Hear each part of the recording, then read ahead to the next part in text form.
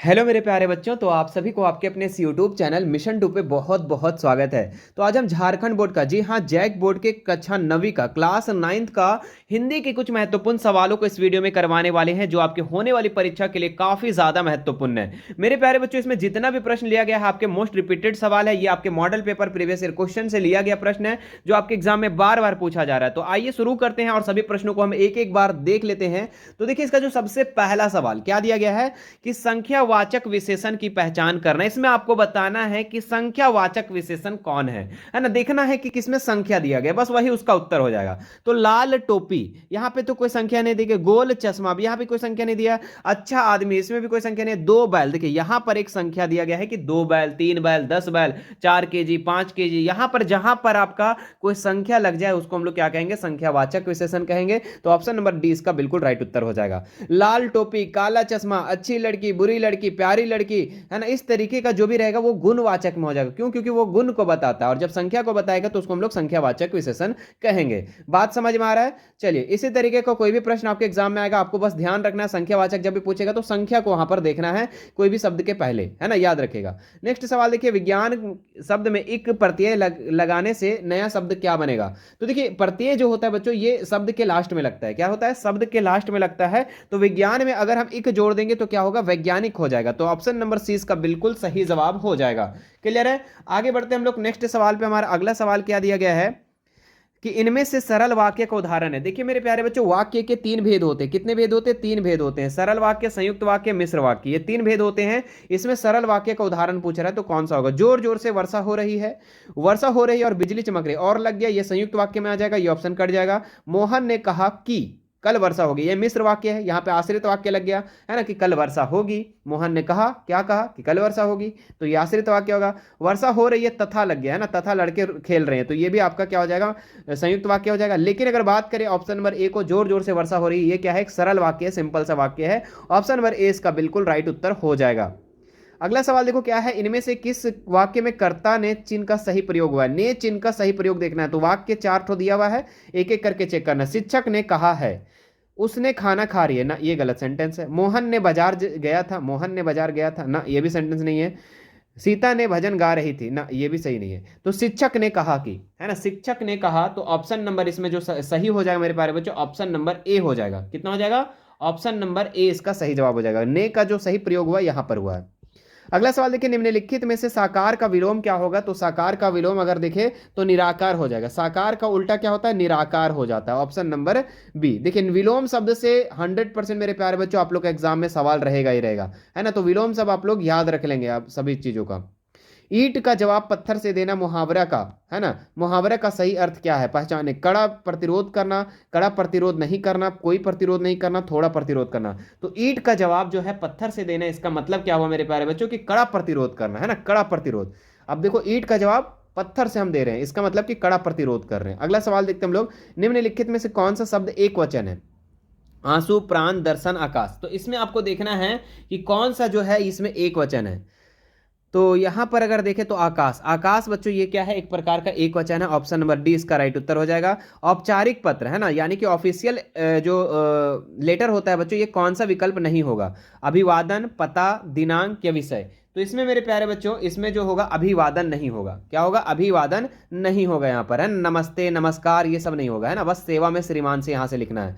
ठीक है, तो औपचारिक पत्र में अभिवादन नहीं होता है। अगला सवाल देखते हैं हम लोग, निबंध लेखन के अंतिम चरण को क्या कहते हैं। तो निबंध लेखन के जो अंतिम चरण है उसको हम लोग कहते हैं उपसंहार। क्या कहते हैं? उपसंहार। अगला सवाल देखिए, संवाद में कौन सा अंश आवश्यक होते हैं। संवाद में जो है कौन सा अंश जो होते हैं आवश्यक होते हैं। तो इसमें अगर बात करें तो नाम, भाषा और स्थान और गतिविधि, यानी ऑप्शन नंबर डी इसका राइट उत्तर हो जाएगा। संवाद में ये सभी चीजों को अंश होते हैं। ठीक है, नाम भी होना चाहिए, भाषा भी होना चाहिए। अगर हम किसी से बात करेंगे तो उसमें भाषा तो यूज होगा ना भाई, स्थान भी होगा और गतिविधि भी होगा। अगला सवाल देखते हैं, लहासा की ओर के पाठ के लेखक के सहयात्री का नाम क्या था। तो सुमति नाम था, है ना, क्या नाम था, सुमति नाम था। ऑप्शन नंबर ए इसका राइट उत्तर हो जाएगा। सौले सपनों की याद पाठ के अनुसार साइलेंट वैली कहाँ है। तो साइलेंट वैली, सौले सपनों की याद के अनुसार जो है पाठ में के अनुसार जो है साइलेंट वैली जो है ये केरल में है बच्चों। कहां पर है? केरल में। ऑप्शन नंबर सी इसका बिल्कुल राइट उत्तर हो जाएगा। किस ब्रिटिश, अच्छा देखो, देवी मैना वाला चैप्टर हटा दिया गया, इसको नहीं देखो। अगला सवाल देखते हैं, मेरे बचपन के दिन पाठ के अनुसार महादेवी वर्मा को उनकी माता जी से सबसे पहले ग्रंथ किसने पढ़ना सिखाया। को किस ग्रंथ पढ़ना सिखाया? तो ये पंचतंत्र सिखाया। तो कौन सिखाया था? मम्मी ने सिखाई थी, है ना, लिखना भी और पढ़ना भी। अगला सवाल देखते हैं, जूता हमें हमेशा टोपी की से कीमती रहा है, बिल्कुल, है ना। यह पंक्ति किस पाठ से ली गई है? तो ये आपके किस चैप्टर से लिया गया मेरे प्यारे बच्चों? जूता जो है ये क्या है? हमेशा कीमती रहा है ना। जूता जो है मेरे प्यारे बच्चों ये हमेशा कीमती रहा है। ये जो चैप्टर जो है प्रेमचंद्र के फटे जूते से लिया गया है ना, प्रेमचंद्र के फटे जूते से लिया गया है। मेरे संग की औरतें पाठ में लेखिका की नानी ने अपने पति के मित्र प्यारे लाल से अपनी पुत्री के लिए कैसा वर ढूंढने का आग्रह किया था? वकील किया था, डॉक्टर किया था, आजादी का सिपाही किया था, या फिर शिक्षक किया था? तो मेरे संग की औरतें में जो है लेखिका ने, नानी ने अपने पति के लिए मित्र जो है, तो इसका जो राइट उत्तर हो जाएगा आजादी का सिपाही जैसा वर, है ना। नेक्स्ट सवाल देखते हैं हम लोग क्या दिया गया। रीढ़ की हड्डी एकांकी में रचनाकार निम्नलिखित में से कौन है? तो रीढ़ की हड्डी का जो है लेखक कौन है? जगदीश चंद्र माथुर है, याद रखेंगे। नेक्स्ट सवाल देखिए, रीढ़ की हड्डी एकांकी में विवाह योग्य कन्या का नाम क्या था? तो उमा नाम था। क्या नाम था? उमा नाम था, ऑप्शन नंबर ए। अच्छा, लड़का का अगर बात करें तो लड़का का क्या नाम था? शंकर नाम था, है ना, शंकर, याद रखिएगा। नेक्स्ट सवाल, अच्छा, उमा की माँ की नाम क्या था? प्रेमा नाम था। नेक्स्ट सवाल देखते हैं हम लोग, निम्न में से किस पाठ में विस्थापन का दर्द है? तो रीढ़ की हड्डी, मेरे संग की औरतें, माटे वाली, या फिर किस तरह आखिरकार मैं हिंदी में आया? तो इसका जो राइट उत्तर हो जाएगा बच्चों माटी वाले, लेकिन ये आपका चैप्टर हट गया है, खत्म करो कहानी। इसका अगले देखते हैं हम लोग, माटी वाली पाठ, अच्छा भाई ये भी छोड़ दो, ये टिहरी वाला था। नेक्स्ट देखो कि कौन सा शब्द पुलिंग है? पुलिंग यहाँ पे देखना, देवी, बालिका, छात्रा, राजा। तो राजा क्या है? ये पुलिंग है, बाकी सब स्त्रीलिंग है ना। देवी, बालिका, छात्रा, लड़की, ये सब क्या है? स्त्रीलिंग है। लेकिन राजा हो गया, पुत्र हो गया, बेटा हो गया, ये सब क्या है? पुलिंग है। नेक्स्ट देखो, सूर्यास्त में अस्त के पहले जोड़ा गया सूर्य क्या है? तो सूर्य मूल शब्द है, सूर्य मूल शब्द है ना। अगला सवाल देखते हैं हम लोग, निम्नलिखित में से कौन सा शब्द उपसर्ग से बना है? तो पुनर्जन्म, मिठास, विद्यालय, कर्मठ। अगर इसमें बात करें तो पुनर्जन्म जो है बच्चों ये उपसर्ग से बना है। किससे बना है? पुनः जोड़ जन्म, है ना। उन्नति का विलोम क्या होगा? तो उन्नति का उल्टा होगा अवनति। क्या होगा? अवनति, याद रखेगा। अगला सवाल देखते हैं हम लोग, पृथ्वी का परिभाषित शब्द क्या है? तो पृथ्वी का गगन तो आपका आकाश का होता है, पर्वत नहीं होगा, वायु नहीं होगा, धरती हो जाएगा। क्या हो जाएगा इसका उत्तर? धरती हो जाएगा मेरे प्यारे बच्चों, ऑप्शन नंबर ए। चलिए नेक्स्ट सवाल की तरफ बढ़ते हैं। क्या दिया गया हमारा? निम्न में से अशुद्ध वाक्य कौन सा है? तो अशुद्ध ढूंढना, मतलब कि जो गलत है, गलत है ना, अशुद्ध। बच्चे ने मैदान में खेला, बच्चों ने मैदान में खेला, ये तो सही लग रहा है मुझे। मुझे तुम्हारे साथ जाना है, ये भी सही बात है। वे सुबह जल्दी उठता है, वे सुबह जल्दी उठता है। यहाँ पर देखो बच्चों ये जो हो जाएगा राइट, मतलब गलत है। क्यों क्यों गलत है? वे सुबह जल्दी उठता है, वे सुबह जल्दी उठते हैं होना चाहिए, जो कि यहाँ पे उठता है। तो सेंटेंस को अगर पढ़ रहे हैं तो ये गलत है, ये अशुद्ध है ना। अगला सवाल देखते हैं हम लोग, निम्नलिखित में से किस शब्द का वर्तनी शुद्ध है? समर्पण, समार्पण, समर्पण, समर्पण। तो इसमें आपका समर्पण ये वाला हो जाएगा। कौन सा हो जाएगा? ऑप्शन नंबर ए वाला समर्पण जो है सही है, बाकी सब गलत है। नाक कटना मुहावरे का क्या अर्थ है? नाक कटने का मतलब कि सम्मान खोना। जी हाँ, नाक कट गया, अरे तुम तो मेरा नाक कटवा दिया बच्चा, ऐसे बोलते हैं ना, तुम तो मेरे नाक कटवा दिए हो, मतलब हमारा सम्मान को चोट पहुंचाए हो ना। अगला सवाल देखते हैं हमारा, नेक्स्ट क्या दिया बच्चा लोग, कि पढ़ाई करना जरूरी है। इस वाक्य में क्रिया शब्द कौन सा है? क्रिया, क्रिया क्या है यहाँ पर? पढ़ाई करना, है ना। तो यहाँ पर करना जो है मेरे प्यारे बच्चों ये क्या हो जाएगा? आपका क्रिया हो जाएगा, है ना, याद रखिएगा। अगला सवाल देखते हैं, वह धीरे धीरे चलता है। इस वाक्य में क्रिया विशेषण क्या है? तो क्रिया विशेषण अगर बात करें यहां पर तो क्या हो जाएगा? ये धीरे धीरे हो जाएगा। क्यों? क्रिया विशेषण का मतलब जो क्रिया की विशेषता को बताता है। तो क्रिया की विशेषता चलना, चलना कैसा बच्चों? धीरे धीरे, धीरे धीरे चल रहा है, मतलब कि धीरे धीरे क्या है? इसका विशेषता है। वह स्कूल जाता है और किताबें पढ़ता है, और लग गया, यानी कि ये संयुक्त वाक्य हो जाएगा, याद रखेगा, है ना। जब दो वाक्यों को मिला करके जो बनता है, और याद रखेगा कि संयुक्त वाक्य, सरल वाक्य और मिश्र वाक्य से एक दो प्रश्न तो 100% तय है बच्चों, यहां से प्रश्न बनेगा ही बनेगा, है ना। तो ये संयुक्त वाक्य, और तीनों का उदाहरण मैंने तो बता ही दिया। सरल वाक्य में क्या होता है? जैसे मैं खा रहा हूं, मैं जा रहा हूं, मैं सोना पढ़ रही है, वह धीरे धीरे पढ़ रही है, वह जल्दी पढ़ रही है, इस टाइप से। लेकिन बीच में अगर और तथा वगैरह लग जाए तो वो संयुक्त वाक्य में हो जाएगा। और मिश्र वाक्य में क्या होता है कि एक प्रधान उपवाक्य होता है और एक क्या होता है? आश्रित उपवाक्य। जैसे कि जैसे ही मैं स्कूल गया वैसे बारिश होने लगी। तो मतलब कि एक सेंटेंस क्या है? सिंपल है, और दूसरा क्या है? उसमें आश्रित लग रहा है ना। मैंने घर आया, मैंने जैसे, ऐसे बोलेंगे हम लोग, जैसे शिक्षक आए बच्चे चुप हो गए, जैसे शिक्षक आए बच्चे चुप हो गए, है ना। मुझे लगता है कि कल वर्षा होगी, हम बोलेंगे मुझे लगता है कि, आगे बोलेंगे सर आगे बोलिए सर, मतलब आश्रित हो रहा है ना आपको, तो उस तरीके का वाक्य हमारा मिश्र में चला जाएगा। समझ में आ रही बात? बोले हाँ सर समझ में आएगा। दांत खट्टे करना मतलब क्या होता है? मुंह बनाना, बहुत परेशान करना, पराजित करना। पराजित करना इसका मतलब क्या होता है? पराजित करना, है ना, हरा देना। बोलते हैं दांत खट्टे कर दिए, उसका मतलब कि हरा दिए। गधे का छोटा भाई किसे कहा गया है? तो ये कहा गया है बैल को। किसे कहा गया बच्चों? बैल को कहा गया है गधे का छोटा भाई। नेक्स्ट सवाल देखते हैं हम लोग, लहासा की ओर पाठ में हिंदी गद्य की कौन सी विधा है? तो लहासा की और जो पाठ है बच्चों, ये यात्रा वृतांत है, याद रखेगा। क्या है? यात्रा वृतांत है। महादेवी वर्मा का जन्म किस शहर में हुआ था? तो ये महादेवी वर्मा का जो है फर्रुखाबाद में हुआ था। ऑप्शन नंबर ए इसका राइट उत्तर हो जाएगा। अच्छा, आप लोग ये भी याद रखेंगे कि महादेवी वर्मा, है ना, महादेवी वर्मा जो है उनके बाबा, उनके जो दादा थे, क्या बनाना चाहते थे? विदुषी बनाना चाहते थे। क्या बनाना चाहते? विद्वान, विद्वान बनाना चाहते। विदुषी मतलब विद्वान, है ना, यानी कि स्त्रीलिंग हम लोग इसको विदुषी ही कहते हैं, है ना। क्या कहते हैं? विदुषी ही कहते हैं, इस साइड होगा सी, विदुषी। तो उसके बाबा जो बनाना चाहते थे, विदुषी बनाना चाहते हैं। अगला सवाल देखिए क्या है, हरिशंकर परसाई जी ने कौन सी पत्रिका निकाली? तो हरिशंकर परसाई ने जो है ये वसुधा पत्रिका निकाली थी। Option number D. बच्चे काम पर जा रहे कविता में कवि का नाम क्या है? तो बच्चे काम पर जा रहे हैं, इस चैप्टर का जो है राजेश जोशी है। कौन है? राजेश जोशी है मेरे प्यारे बच्चों। तो कौन सा उत्तर हो जाएगा यहाँ पर? ऑप्शन नंबर जो हो जाएगा सी राइट उत्तर हो जाएगा। ठीक है, चलिए अगले सवाल की तरफ बढ़ते हैं। क्या दिया है? मृत्यु का तरल दूध बाढ़ को कहा गया। बाढ़, बाढ़ कहा है, बाढ़ के पानी को कहा गया। ऑप्शन नंबर ए।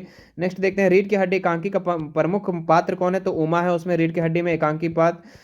मेरे संग की औरतें में लेखिका कौन है? मेरे संग की औरतें जो है इसमें कौन है लेखिका?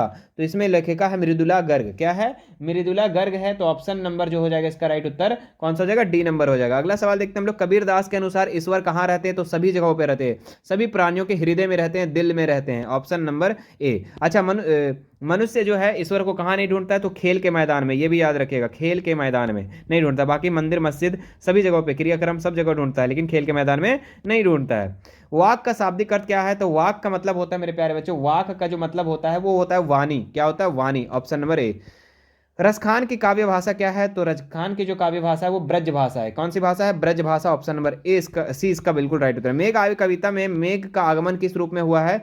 तो ये हुआ है किस रूप में? तो ये मेहमान के रूप में हुआ बच्चों। किस रूप में? मेहमान के रूप में हुआ। ऑप्शन नंबर डी इसका राइट उत्तर हो जाएगा। चलिए आगे देखते हैं हम लोग, यहाँ पर क्या दिया गया है कि एक पद्यांश दिया है, काफी इंपॉर्टेंट है। वायु प्रदूषण आज की प्रमुख समस्या है। जंगलों के काटने तथा ईंधन, खनिज ईंधन से जलने से वायु में कार्बन डाइऑक्साइड की मात्रा इतने दिनों दिन बढ़ रही है। चलो इसको आप लोग पढ़ लेना, बस मैं इसका आंसर डायरेक्ट करवा देता हूँ। आज की प्रमुख समस्या क्या है? तो ये है आपका वायु प्रदूषण। ऑप्शन नंबर 20 का बिल्कुल राइट उत्तर है। जंगलों के काटने से क्या हो रहा है? तो कार्बन डाइऑक्साइड बढ़ रही है बच्चों। ऑप्शन नंबर 20 का राइट हो जाएगा, है ना। शीशे का जहर, क्या बोला? शीशे की जहर किस अंग के तंतुओं को नष्ट करता है? तो इसका राइट उत्तर हो जाएगा मस्तिष्क, है ना। शीशे के जहर किस अंग के तंतुओं को नष्ट करता है? मस्तिष्क को करता है। बाकी आपका आंसर जो है आपका पैसेज में ही दिया रहता है, बस आप लोग को ध्यान रखना है, ठीक है। एक वृक्ष 50 वर्षों में लगभग कितनी ऑक्सीजन देता है? तो ये देता है 50,000। कितना देता है? 50,000। देखिए ऊपर में ही आप लोग का लिखा भी गया होगा, है ना। कितना देता है? देखिए 50,000। कितना देता है? 50,000, ठीक है, ऑक्सीजन देता है। नेक्स्ट सवाल हम लोग देखते हैं क्या दिया गया हमारा यहाँ पर कि प्रदूषण में कौन सा उपसर्ग है? तो प्रदूषण में प्रादु हो जाएगा। क्या हो जाएगा? प्रा हो जाएगा। प्रा जो हो जाएगा ऑप्शन इसका क्या हो जाएगा? उपसर्ग हो जाएगा, ठीक है। ये शब्द उपसर्ग जो है मेरे प्यारे बच्चों, ये शब्द के पहले लगता है, याद रखेंगे, शब्द के पहले। प्रत्यय जो होता है शब्द के लास्ट में लगता है। अगला सवाल देखिए, हम केवल सीखने के लिए पुस्तकों का साथ नहीं ढूंढते, आनंद के लिए भी हम उनके पास जाते हैं। ऐसा नहीं कि सिर्फ हम उसको पुस्तक को सीखने के लिए ही यूज करते हैं। जानबूझकर ही मैं आनंद कहा है, ना कि मनोरंजन, क्योंकि दोनों पृथक पृथक चीजें हैं। मनोरंजन के लिए भी पढ़ते हैं लोग, और ऐसी कथा जो कहानियां जो आज है जो कल नहीं, तो आज नहीं है वह कल वासी पड़ जाती है। चलिए बासी पड़ जाती है। देखिए इससे आप लोग का सवाल क्या बनेगा, ध्यान दीजिएगा। हम पुस्तकों अध्ययन क्यों करते हैं? तो गाने के लिए, नाचने के लिए, हंसने के लिए, सीखने और आनंद के लिए। तो सीखने और आनंद करने के लिए हम लोग क्या करते हैं? पुस्तकों को पढ़ते हैं। सच्चा साहित्य हमें क्या देता है? जी हाँ, सच्चा साहित्य हमें क्या देता है? तो हमें आनंद देता है बच्चों, ठीक है। सच्चा साहित्य हमें आनंद देता है। एक निरक्षर व्यक्ति दुनिया का अध्ययन कैसे करता है? तो वो कैसे करता है? देश भ्रमण करके और अवलोकन करके, है ना। एक निरक्षर व्यक्ति मतलब, निरक्षर मतलब जो पढ़ा लिखा नहीं है, वो दुनिया का अध्ययन कैसे करता है कि दुनिया कैसी है? तो वो देश को भ्रमण करता है, घूमता है और उसका ऑब्जर्वेशन करता है। अध्ययन का भी प्राय क्या है? स्वयं पढ़ना, नहीं पढ़ना, पुस्तकें खरीदना, पुस्तकें जमा करना। तो इस अध्ययन का मतलब है स्वयं पढ़ना। इसका मतलब क्या होता है? स्वयं पढ़ना। नेक्स्ट देखते हैं हम लोग, व्यवहारिक शब्द में प्रत्यय। लिखो, शब्द के पहले लास्ट में जो है आपका प्रत्यय लगता है, तो व्यवहारिक लास्ट में क्या हो रहा है? एक लग जाएगा, इसका ऑप्शन नंबर डी। नेक्स्ट सवाल देखते हैं हम लोग, देश प्रेम है क्या? प्रेम ही तो है। इस प्रेम का अवलंबन क्या है? सारा देश अर्थात पशु, मनुष्य, पक्षी, नदी, नाले, पर्वत सहित सारी भूमि। यह प्रेम किस प्रकार का है? सहचार्यगत प्रेम है, जिनके बीच हम रहते हैं, जिन्हें बराबर आंखों से देखते हैं, जिनकी बातें बराबर सुनते रहते हैं, जिनकी हमारा हर घड़ी का साथ रहता है। सारांश यह है कि जिनके सानिध्य का हम अभी अभ्यास हो जाता है। ठीक है, देखो अब इससे सवाल पूछा गया है, देश प्रेम क्या है बच्चों? देश प्रेम क्या है? तो देश प्रेम क्या है? तो देश प्रेम क्या है? प्रेम है ना, ऑप्शन नंबर 3। नेक्स्ट देखते हैं, ये इस प्रेम का अवलंबन किसने किया? तो इस प्रेम का अवलंबन जो किया है कौन किया है? तो संपूर्ण देश किया, पूरा देश किया है। अगला सवाल देखते हैं, देश प्रेम किस प्रकार का प्रेम है? तो ये है सहचार्य प्रेम। किस प्रकार का प्रेम है? सहचार्यगत प्रेम है। तो ऑप्शन नंबर 1 इसका राइट उत्तर हो जाएगा। जिनके सानिध्य का हमें क्या पड़ जाता है? तो हमें जिनका सानिध्य का क्या पड़ जाता है? अभ्यास पड़ जाता है। ऑप्शन नंबर 2 इसका राइट उत्तर हो जाएगा। राग का विलोम क्या होगा? राग का उल्टा पूछ रहा है बच्चों, तो राग का जो उल्टा हो जाएगा वो क्या हो जाएगा? विराग हो जाएगा। ऑप्शन नंबर 1 इसका राइट उत्तर हो जाएगा। अगले सवाल की तरफ बढ़ते, देखिए यहां पर एक और दिया गया है गद्यांश। ठीक है, हम आप लोग को गद्यांश में टाइम ज्यादा नहीं लेंगे, ठीक है, इसलिए आप लोग अगर चाहते हो पढ़ना तो स्क्रीनशॉट लेके पढ़ सकते हो। भूखा व्यक्ति क्या पाप नहीं करता? अर्थात सभी पाप करते हैं। जो भूखा व्यक्ति होता है वो पाप कर सकता है ना। धन से छीन मनुष्य दयाहीन हो जाता है, उसमें कर्तव्य और अकर्तव्य का विवेक नहीं रहता है, दिमाग नहीं रहता। यही दशा है कि आज के युग चारों ओर डकैतियां, छीना झपटी, लूट खसोट सुनाई पड़ती है। चलिए अब इससे हम लोग का सवाल देखिए, क्या है? भूखा व्यक्ति क्या क्या नहीं करता? तो पाप नहीं करता। क्या करता है? पाप नहीं करता है। ठीक है, क्या क्या नहीं करते? पाप नहीं करता है। अगला सवाल देखते हैं, धन से छीन मनुष्य क्या हो जाता है? तो दयाहीन हो जाता है। क्या हो जाता है? दयाहीन, है ना। दयाहीन मतलब कि दया भाव नहीं करता है वो, जो धन से छीन व्यक्ति है। आज किस और डकैतियां और छीना झपटी और लूट खसोट सुनाई पड़ती है? तो चारों ओर। चारों ओर आज हम लोग को क्या नजर आता है? चारों ओर हमें यही सुनाई देता है, छीना झपटी, डकैती, है ना, यही सब। अगला सवाल देखो, क्या है? किसके जीवन से आनंद और उल्लास ना जाने कहाँ गायब हो गए हैं? तो किसके? तो ये आपका हो जाएगा मनुष्य के। जी हाँ, मनुष्य के आनंद और उल्लास ना जाने कहाँ गायब हो गए हैं। आजकल सभी किसके शिकार बने हुए हैं? तो ये बेरोजगार के शिकार बने हुए। किस शिकार? बेरोजगारी के शिकार बने हुए। Option number 1। दिए गए पत्र यहाँ पे दिया है, चलो पत्र को हम लोग को नहीं देखना है यहाँ पर। अब यहाँ पे आते हैं, साहस की जिंदगी सबसे बड़ी जिंदगी थी। ऐसी जिंदगी सबसे बड़ी पहचान होती है कि वह बिल्कुल बेखौफ होती है। साहसी मनुष्य पहली पहचान होती है कि इस बात की चिंता जना भी नहीं करता कि तमाशा देखने वाले लोग क्या कहेंगे, चार लोग क्या कहेंगे, है ना। अब देखिए इससे सवाल क्या है, किसकी जिंदगी सबसे बड़ी जिंदगी होती है? तो साहस की जिंदगी सबसे बड़ी जिंदगी होती है। ऐसी जिंदगी की सबसे बड़ी पहचान क्या होती है? तो वह बेखौफ होती है। क्या होती है? वो बेखौफ होती है ना। अगला सवाल देखते हैं, हमारा क्या दिया गया है कि जनमत की उपेक्षा करके जीने वाला आदमी का असली क्या होता है? तो ताकत होता है। क्या होता है? असली ताकत होता है, जनमत की उपेक्षा करने वाले, जीने वाले व्यक्ति। सिंह तो बिल्कुल अकेला होने पर भी रहता है। क्या रहता है? मगन रहता है ना। सिंह मतलब शेर जो है अकेला रहने पर भी मगन रहता है, उसी प्रकार भी मिशन 2 भी शेर है ना। चलिए अगला सवाल देखिए, परिश्रम का सफलता की कुंजी माना गया है। जीवन की में सफलता पुरुषार्थ से मिलती है। कहा भी है, किसी को लक्ष्मी वरण करती है जो भाग्यवादी है। उद्योगी पुरुष उन्हें कुछ नहीं मिलता, वे हाथ हाथ धरे रह जाते हैं। अब देखिए इससे सवाल पूछा गया है, परिश्रम का सफलता क्या माना जाता है? तो ये कुंजी माना जाता है बच्चों। क्या माना जाता है? कुंजी माना जाता है। ऑप्शन नंबर 1 इसका राइट उत्तर हो जाएगा। जीवन में सफलता प्राप्त होती है किससे? तो ये पुरुषार्थ से प्राप्त होती है। किससे प्राप्त होती है? पुरुषार्थ से प्राप्त होती है। कैसा परिश्रम का नाम दूसरा भाग्य है? तो कठिन परिश्रम का नाम ही क्या है? भाग्य है। बुद्धि और विवेक किसको मिला है? तो एक मनुष्य को मिला है, मानव को मिला है। ऑप्शन नंबर 3 इसका राइट उत्तर हो जाएगा। चलिए अब यहाँ से भी एक और आपका गद्यांश दिया हुआ है, हमारे देश में कई प्रकार के त्यौहार मनाए जाते हैं, इनमें से कुछ धर्म से जुड़े होते, कोई नव वर्ष के आगमन से जुड़े थे। ये भी आप लोग को हम करवा दिए थे। चलिए यहाँ से हम लोग सवाल डायरेक्ट कर लेते हैं, कौन से त्यौहार के समय किसान आनंदित होते हैं? तो जो नौ वर्ष है ना, 9 वर्ष के जो होते हैं त्यौहार, उससे क्या होते हैं? उससे काफी जो है किसान आनंदित होते हैं। तो क्या हो जाएगा? ऑप्शन नंबर सी इसका बिल्कुल राइट उत्तर हो जाएगा। कौन से त्यौहार हमारे मन में देशभक्ति की भावना जागृत कर देते हैं? तो कौन सा त्यौहार जो हमारे मन में देशभक्ति की भावना जागृत कर देते हैं? तो ये जो होते हैं ना देशभक्ति का, जो महापुरुषों के मनाए जाने वाले त्यौहार, जैसे हम लोग कहते हैं ना महात्मा गांधी का जयंती मनाओ, ये सब क्या करता है? हमें देशभक्ति की भावना जागृत कर देता है ना। भीमराव अम्बेडकर जयंती, है ना, बिरसा मुंडा। सभी त्यौहार का लक्ष्य क्या है? तो सभी त्यौहार का बस एक ही लक्ष्य होता है बच्चों कि उसमें निहित अच्छे विचारों को पूरे समाज में फैलाना। जी हाँ, ऑप्शन नंबर ए इसका बिल्कुल राइट उत्तर हो जाएगा। गद्यांश के लिए उचित शीर्षक क्या है? तो 9 वर्ष का महत्व बोल सकते हैं हम लोग, है ना, 9 वर्ष का महत्व बोल सकते हैं, या फिर आप त्योहारों का महत्व बोल दो, क्योंकि 9 वर्ष नहीं वहां पे आपका देश प्रेम के बारे में बोला गया, तो त्योहारों का महत्व लिख दो सिर्फ यहाँ पर। उमंग शब्द का परिवाची क्या होगा? तो उमंग का मतलब होता है मेरे प्यारे बच्चों खुशी, खुशी, उल्लास, है ना। इसका परिवाची अगर हम बात करें उमंग का उल्लास हो जाएगा। नेक्स्ट सवाल देखते हैं हमारा क्या है, जब अकेला होता हूँ तो मेरी माँ बहुत याद आता है, सोचकर वक्त इस दौर में मेरा रोम रोम हर्षित हो जाता है। याद आता है जब माँ मुझे सप्रेम खिलाती है। ठीक है, अब देखो इससे सवाल बना है, कवि को अकेले में किसकी याद आती है? कवि को अकेले में किसकी याद आती है? तो माँ की याद आती है ना, हम लोग को भी माँ की ही याद आती है। नाज नखरे उठाना मुहावरे का अर्थ क्या है? तो नाज रखने नखरे उठाना जो है इसका मुहावरे का अर्थ है नाजुक बनना, है ना, नाजुक बनना। दूध पिलाते समय माँ कवि को क्या कहती है? तो दूध पिलाते समय माँ कहती है बेटा मेरा शेर बनेगा। क्या बोलती है? बेटा मेरा शेर बनेगा। कवि के डर जाने पर माँ क्या करती है? तो उसे क्या करती है? उसे ममता भरे आंचल से छुपा लेती है। ऑप्शन नंबर सी डी इसका राइट उत्तर है। प्रस्तुत कविता के शीर्षक आप क्या देंगे? तो माता का आंचल लिख सकते हैं हम लोग, है ना। क्या लिखेंगे? माता का आंचल भी लिख सकते हैं, माँ का भी प्यार बोल सकते हैं, माँ की ममता भी बोल सकते हैं, तो उपयुक्त सभी बोल दो, है ना। अगला सवाल देखो यहाँ पर, मोको कहाँ ढूंढे बंदे मैं तेरे पास में, ना मैं देवल ना मस्जिद तकाबे कैलाश में, ना तो कौन है क्रिया कर्म में, ना वियोग्य वैराग में, खोजी हो तुरंत, है ना। ये चीज़ लिखा हुआ। अब चलिए इससे देखते हैं, प्रस्तुत पद जो है रचनाकार कौन है? तो ये जो अगर बात करें तो ये आपका कबीरदास है। कौन है? कबीरदास का कवि है। मनुष्य किसे ढूंढ रहा है? तो ये मनुष्य को ढूंढ रहा है भैया, इस सॉरी मनुष्य बोलते हैं, ईश्वर को ढूंढ रहा है। किसे ढूंढ रहा है? ईश्वर को ढूंढ रहा है। चलिए अगले सवाल की तरफ बढ़ते हैं। हमारा क्या दिया गया? वैराग का मतलब क्या होता है? तो वैराग का मतलब होता है वैराग्य। क्या होता है मेरे प्यारे बच्चों? वैराग्य होता है। ऑप्शन नंबर इसमें कौन सा हो जाएगा? बी नंबर इसका राइट उत्तर हो जाएगा। पद में किन दो तिथि, देखो हम ज्यादा भी आज समझा नहीं रहे हैं, ठीक है। अगर चाहूँ तो मैं समझा सकता हूँ, मेरे पहले पहले का वीडियो पिछले का वीडियो अगर देखेंगे तो हम बहुत ही कॉन्सेप्ट के साथ आप लोग को पढ़ाए हैं, लेकिन आज हम लोग रिवीजन कर रहे हैं मेरे प्यारे बच्चों। तो रिवीजन में हम लोग ज्यादा लेट नहीं करेंगे। पद में किन दो तीर्थ स्थलों का नाम आया? तो काबा और कैलाश आया। क्या आया?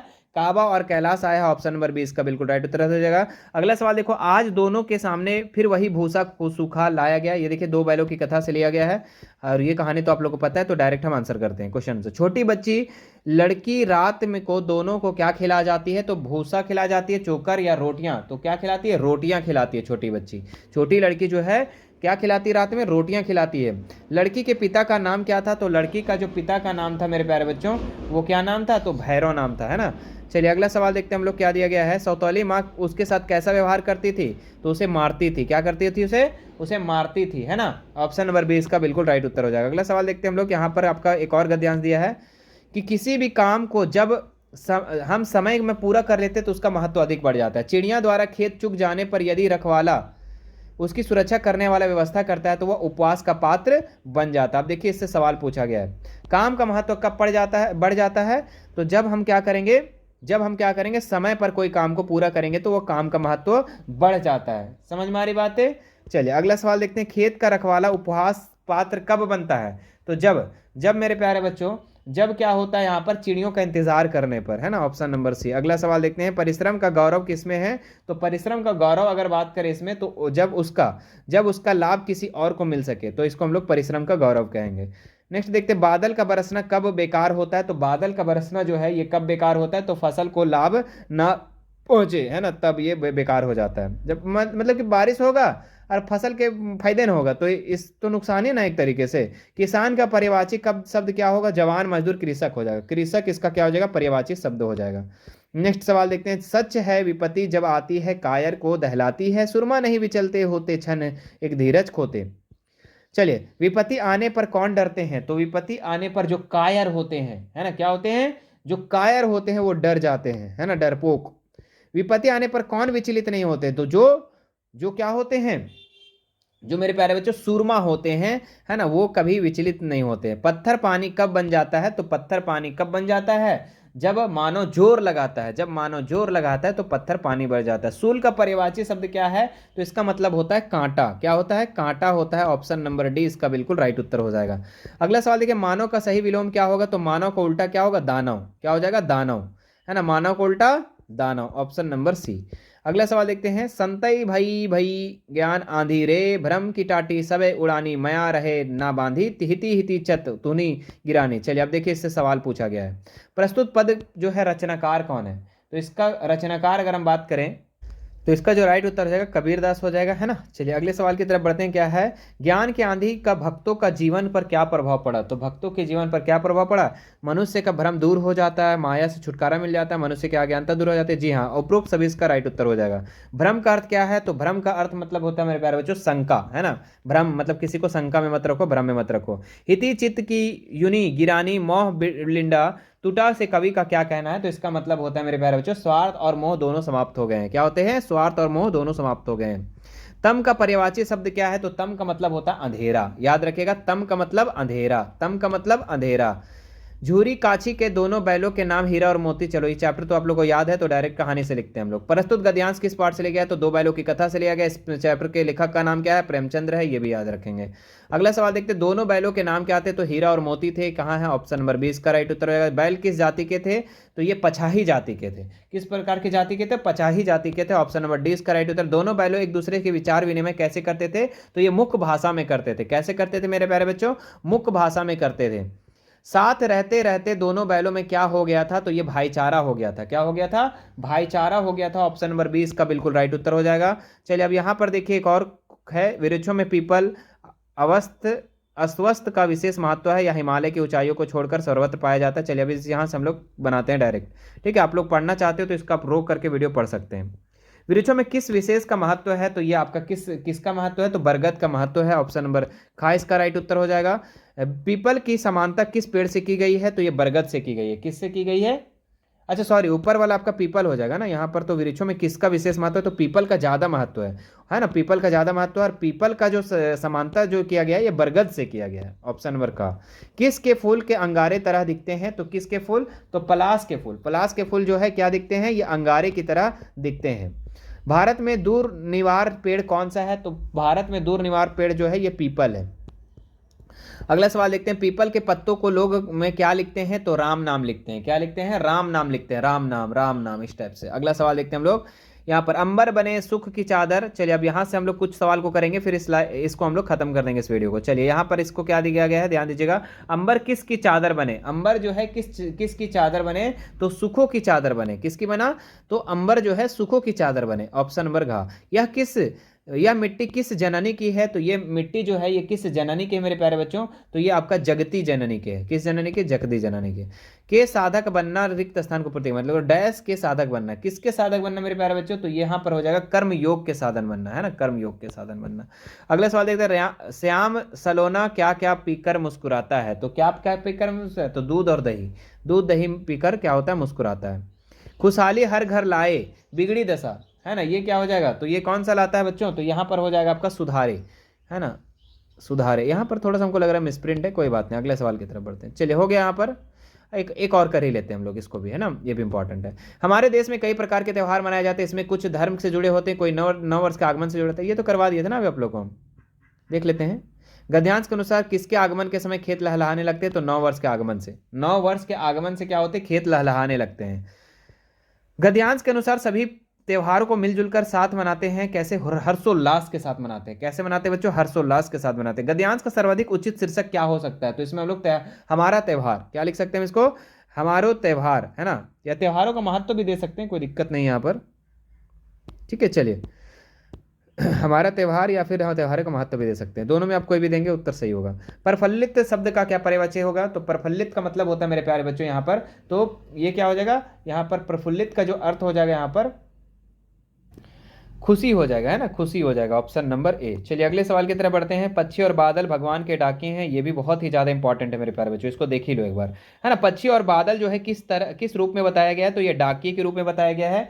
ऑप्शन नंबर ए इसका बिल्कुल राइट उत्तर हो जाएगा। नेक्स्ट सवाल देखते हैं, एक देश दूसरे देश को क्या करते हैं, तो एक देश से दूसरे देश महादेश कौन जाते हैं, तो ये जाते हैं पक्षी और बादल जाते हैं एक देश से दूसरे महादेश। सुगंध का उपसर्ग क्या होगा, तो सु होगा। क्या होगा, सु होगा। Option number B. अगला सवाल देखते हैं हम लोग, क्या है कि गद्यांश के, हाँ यहाँ तक हो गया था ना, हाँ क्या है, गद्यांश का उचित शीर्षक क्या हो सकता है, तो ये हो सकता है प्राकृतिक के संवाहक, है ना, प्राकृतिक के संवाहक, क्योंकि पक्षी और बादल क्या करते हैं, एक जैसे जगह से दूसरे जगह संदेश भेजते हैं। चलिए, यहाँ तक हम आज के इस क्लास में करवा दिए, जिसमें आप लोगों को बहुत सारे क्वेश्चन को मैंने कराया, साथ ही साथ आपको पैसेज गद्यांश पद्यांश सब मैंने करा दिया। और साथ ही साथ मेरे प्यारे बच्चों, इससे पहले मैंने ग्रामर पार्ट का, व्याकरण पार्ट का भी वीडियो मैंने अपलोड कर दिया, अगर आप उसे नहीं देखे तो जरूर देख लीजिएगा। और इससे पहले मैंने लगभग 150 से प्लस क्वेश्चन मैंने कराया है, जो कि लाइव सेशन में भी है आप लोग का और रिकॉर्डेड वीडियो में भी, आप उसे जरूर देख लेंगे। चलिए फिर मिलते हैं आप लोगों से नेक्स्ट वीडियो में, है ना। और मैथ और साइंस का वीडियो जरूर से जरूर देखिएगा मेरे प्यारे बच्चों, वहां से आपका डायरेक्ट प्रश्न आप लोग का एग्जाम में रहने वाला है, ठीक है। क्योंकि मैथ साइंस में क्वेश्चन एकदम रिपीटेड क्वेश्चन 100% तय है, ठीक है। तो आप लोग जरूर कर लीजिएगा वो मैथ और साइंस के प्लेलिस्ट को। चलिए फिर आप लोगों से मिलते हैं मेरे प्यारे बच्चों नेक्स्ट वीडियो में। और हाँ, आप एक चीज़ ध्यान रखेंगे, हमारा एप्लीकेशन को डाउनलोड नहीं किया तो हमारा एप्लीकेशन मिशन 2 वाले सर है, उसको डाउनलोड जरूर कर लीजिएगा। उसमें आप लोग को बहुत ही जल्द आप लोग का कोर्सेस लॉन्च होने वाला है, और साथ ही साथ आप लोग का पढ़ाई बहुत ही जल्द शुरू होने वाला है। इस बार हम लोग धमाका करने वाले बच्चे, ठीक है। और ये आपके छोटे स्क्रीन पे नहीं, हम आपको बड़े स्क्रीन पे देखेंगे। आज हम लोग आप लोग को जो लाइव सेशन लेते हैं तो उस पर छोटे स्क्रीन पे दिखते हैं ना, लेकिन आपको हम बड़े स्क्रीन पे हमारे टीचर पूरी टीम के साथ आप लोग को पूरे डेडिकेशन के साथ पढ़ाने वाली है। तो एप्लीकेशन को डाउनलोड कर लीजिएगा, और बहुत ही कम समय के लिए ऑफर मिलेगा, आप लोग उसमें ज्वाइन कर लीजिएगा, ठीक है। एक दिन का खर्च आप लोग का 1-1.5 रुपये पड़ेगा। क्या आपने लाइफ के लिए, अपने जीवन के लिए 1-2 रुपये खर्च नहीं करोगे? करेंगे सर, बिल्कुल करेंगे, ठीक है। मिशन 2 वाले के संग, है ना, इस बार जो है जंग होगा मिशन 2 के संग। चलिए फिर मिलते हैं नेक्स्ट वीडियो में। Thank you so much.